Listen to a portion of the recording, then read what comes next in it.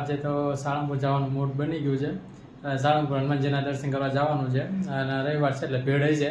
જોઈએ આજે કેમ છે વાતાવરણ. તો ચાલો સાળંગપુર મળીએ.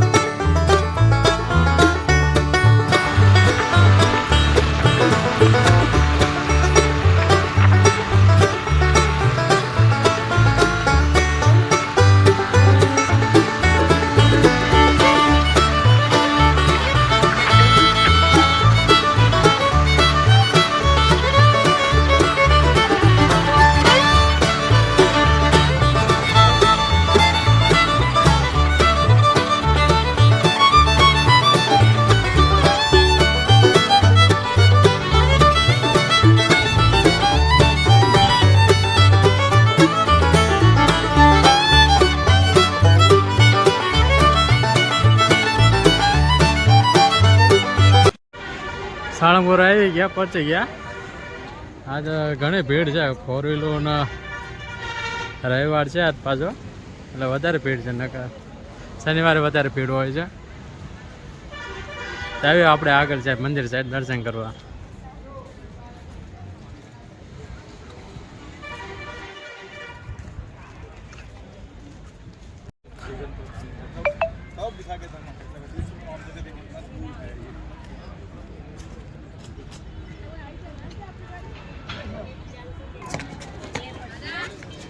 કિંગ ઓફ સાળંગપુર હનુમાનજી મૂર્તિ 57 ફૂટ ઊંચી છે મૂર્તિ.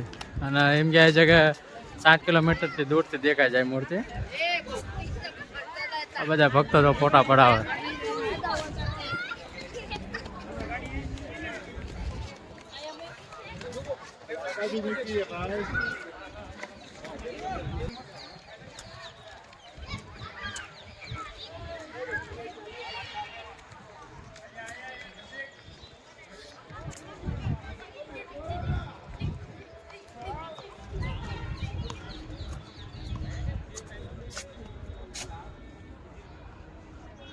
હનુમાનજીના મૂર્તિ છે ને સાઈડમાં આવી રીતે આમ ચિત્ર મેકેલા છે. તકતી છે મોટી જબરી. સ્વામિનારાયણની છે ને હનુમાન દાદાનું છે. શું ત્યાં ફોટા પડાવે. આ બધી નીચેની સાઈડ બધા સ્વામિનારાયણ ભગવાને શું કર્યું એને ચિત્રલેખન કરેલું છે. હનુમાનજી કઈ રીતે સહાયક બન્યા એ બધું છે. આ હનુમાનજી રામ ને લક્ષ્મણ લઈ જાય જંગલમાં.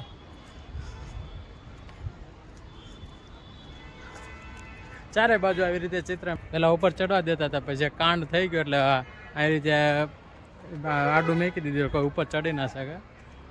પેલા ઠેઠ ઉપર સુધી જવા દેતા જ બધાને. આવી રીતે ચિત્ર મેકેલા જ બધા હનુમાનજીના સ્વામિનારાયણના.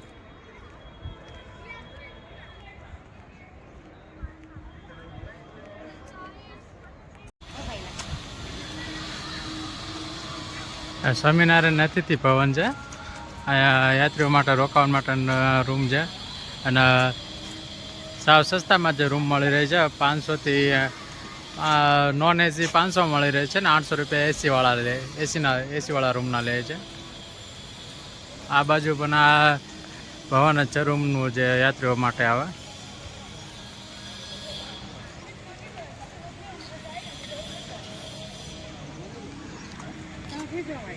અને અત્યારે બીજું નવું બન્યું છે યાત્રી ભવન, જે 3000 રૂમ માટે 3000 રૂમ બનેલા છે, સૌથી મોટું.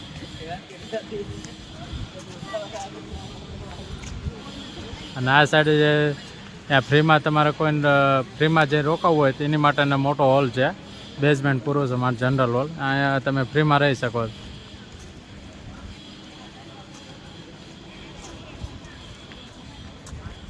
બીજું એ યાત્રી ભવન બન્યું છે ભોજનાલય છે હનુમાનજી, તેની પાસે એક્ઝેક્ટ પાછળ જ છે, મોટું જબરું છે. ત્યાં પણ રૂમનો ચાર્જ 500થી 1000ની વચ્ચે જ છે. ત્યાં પણ સસ્તો જ રૂમ મળી રહે છે. હનુમાનજી મંદિરે આવી ગયા છે.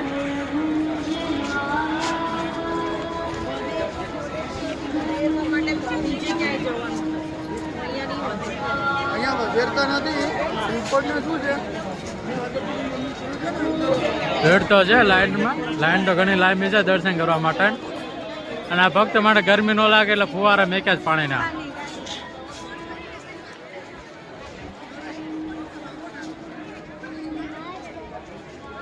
દર્શન લાઈન તો લાંબી છે.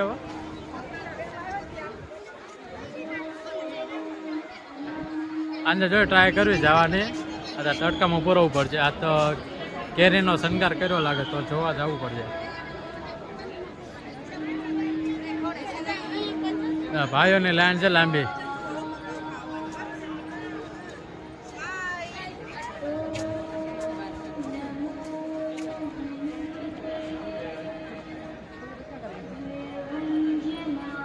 આ ત્યાં લાઈન છે.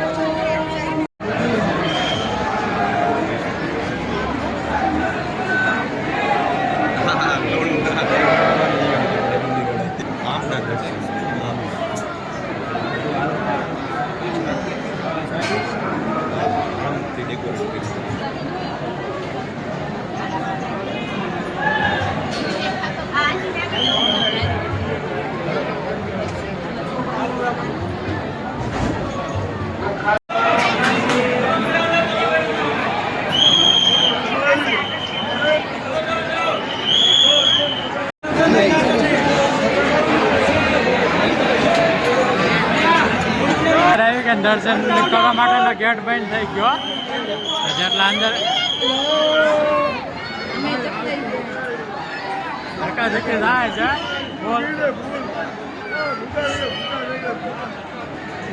જેટલા અંદર આવી ગયા બાકી હમણાં થોડી વાર પછી ફરીથી ગેટ ખુલશે.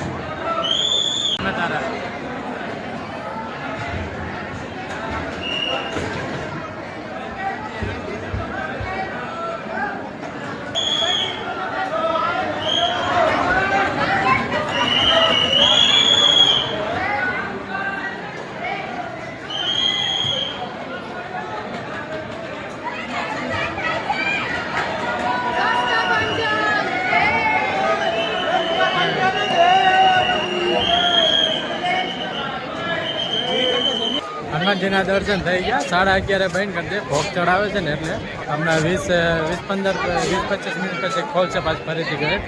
બધા પાછું દર્શન થઈ જાય છે.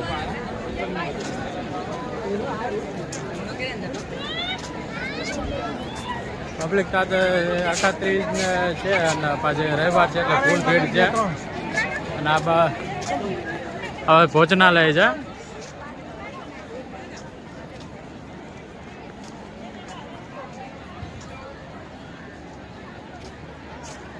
અને આ બાજુ વડતાલ ધાર્મિક સ્ટોર, અંદર વસ્તુ તમારા ફોટા કે માળા બાળા જે લેવું હોય બધું અંદર મળે છે. અને આ સ્વામિનારાયણનું મંદિર છે. પિલર ની બધા છે લાકડાના જ બનાવેલા છે, લાકડા ઉપર જ છે. અને જે દિવાલો છે તે કોન્ક્રીટની બનાવેલી છે.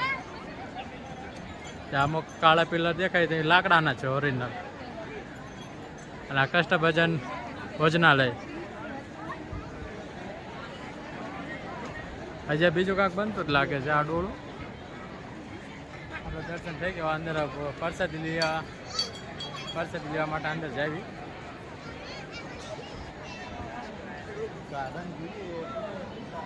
ભોજનાલયમાં આવી ગયું છે. એ મોટું છે ભોજનાલય. એક સાથે 1000-2000 જેવા માણસો બેસી શકે જમવા માટે. એની માટે છે.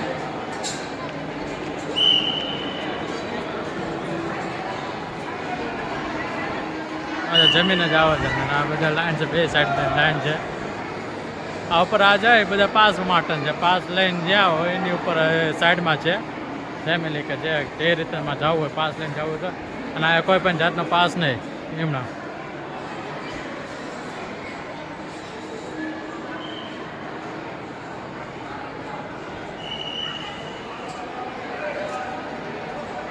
હનુમાનજીની પ્રસાદીમાં જે શેરો, દાળ ભાત અને બટાકાનું શાક, મગનું શાક છે. બહુ મોટો હોલ છે. 1000 જેવી પબ્લિક તો આરામથી આવી જાય એક સાથે જમવામાં.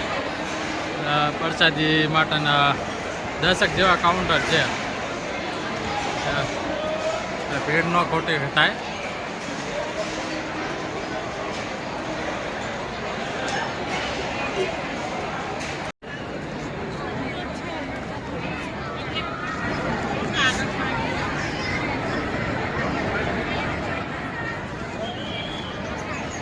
હજી હનુમાનજીના દર્શન માટે ગેટ ખુલ્લા નથી. અને આપણે બોટાદ સાળંગપુર આવવું હોય તો એની માટે બોટ રેલવેથી આવતું હોય ટ્રેનમાંથી, તો એમની માટે બધા બોટાદ રેલવે સ્ટેશન છે ત્યાં ઉતરવાનું. ત્યાંથી રિક્ષા શટલ મળી રહે છે 50 થી 30 રૂપિયા પર પર્સન. અને બાય રોડ આવવું હોય તો ભાવનગર હાઈવે છે, ભાવનગર અમદાવાદવાળો ધંધુકા થઈ ત્યાંથી આવવાનું હોય. ત્યાંથી તે હાઈવે 15 કિલોમીટર જેવું થાય છે સાળંગપુર ધામ. અને બોટાદથી માત્ર 11 કિલોમીટર છે. શટલ રિક્ષામાં આવો તો 20 થી 30 રૂપિયા લે છે. અને સ્પેશલ કરીને આવો રેલવે સ્ટેશનથી તો એની માટે 50 રૂપિયા પર પર્સન લે છે. જેવી રીતે ટાઈમ એવી રીતે ભાડું લે છે. રાતના હશે તો વધારે ભાડું લે છે. હનુમાનજીની આ ધજા બદલે છે. જો કંઈક ધજા બદલીને બીજી ધજા ચડાવી છે.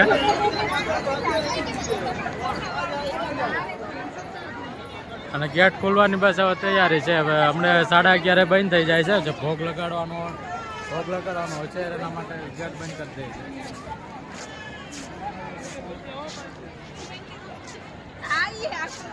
લાઈન પાછી લાગી ગઈ લેડીઝની જેન્ટ્સની.